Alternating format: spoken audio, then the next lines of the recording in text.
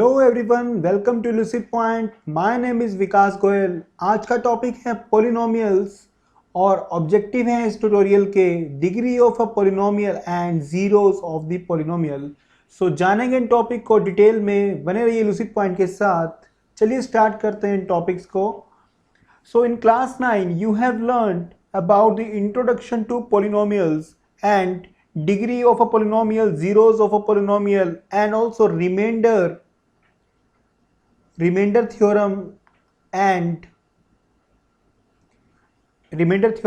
factor theorem। ये आप already पढ़ चुके हैं लास्ट क्लास के अंदर।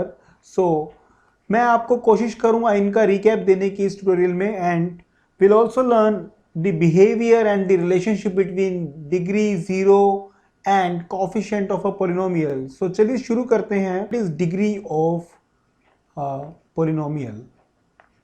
So degree first of all is a whole number। Okay, whole number तो आपको हमें पता ही है क्या होते हैं।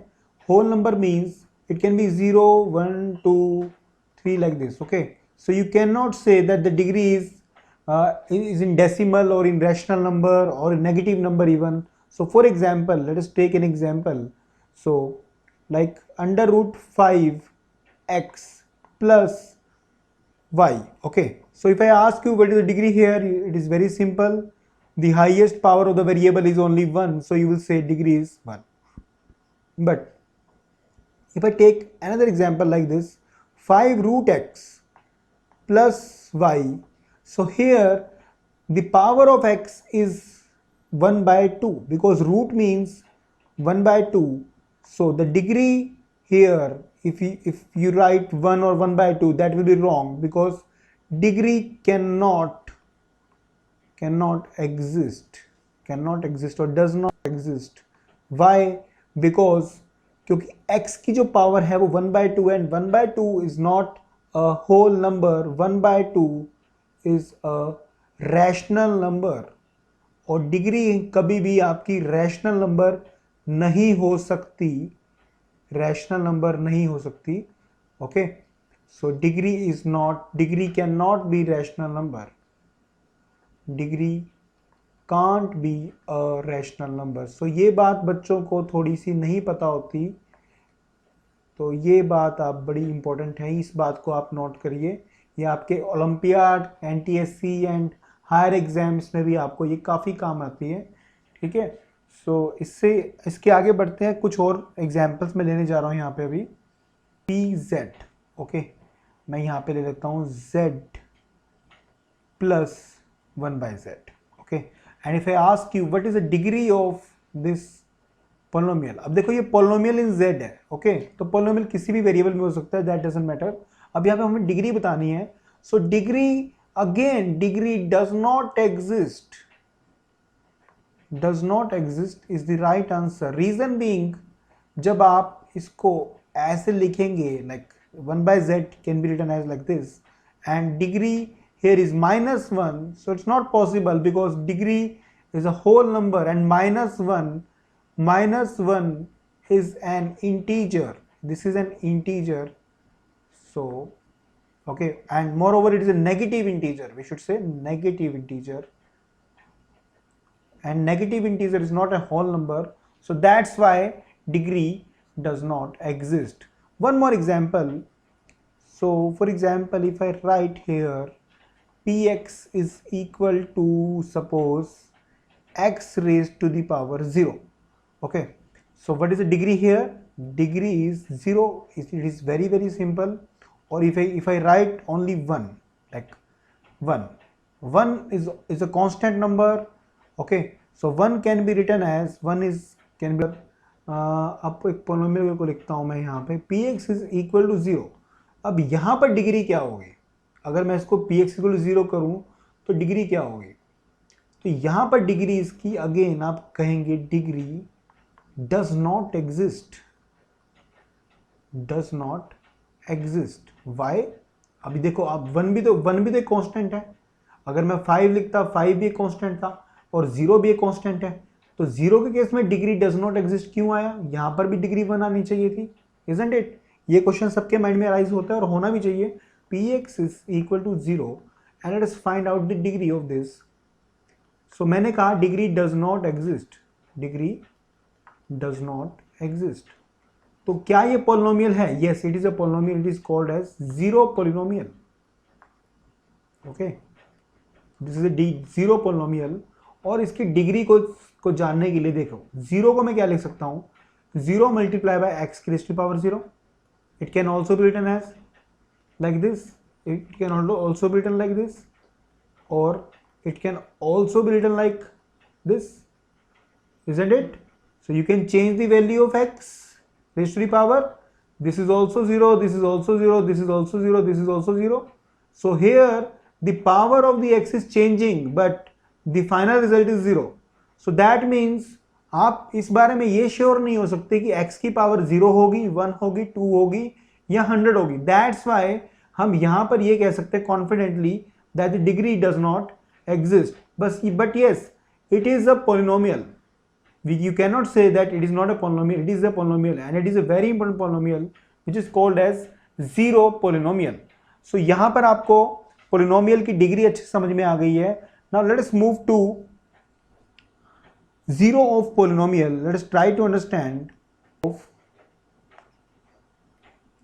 polynomial. But first of all, what is zero? Like एक तो ये टर्म बड़ी कंफ्यूजिंग है कि जीरो का मतलब यहाँ पे क्या है। जीरो को अगर मैं थोड़ा सा एक अलग से वर्ड यहाँ पे लिखना चाहता हूँ, मैं रूट लिख सकता हूँ, रूट ऑफ अ पोलिनोमियल और जीरो ऑफ अ पोलिनोमियल एक ही बात है।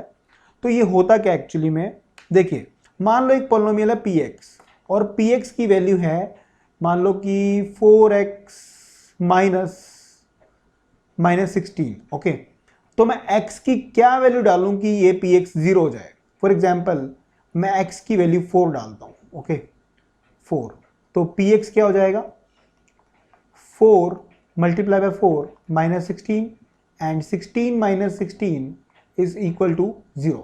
ओके, सो अब देखो पी एक्स क्या हो गया आपका, 0 हो गया। और किस वैल्यू में 0 हुआ, जब x की वैल्यू क्या थी हमारी, 4 थी। So we can say that x is equal to 4 is a zero of polynomial, is a zero of polynomial px. Okay, of px is equal to 4x minus 16, right? So इस polynomial के लिए जो x is equal to 4 है ये एक zero है, मतलब ये इसका एक रूट है।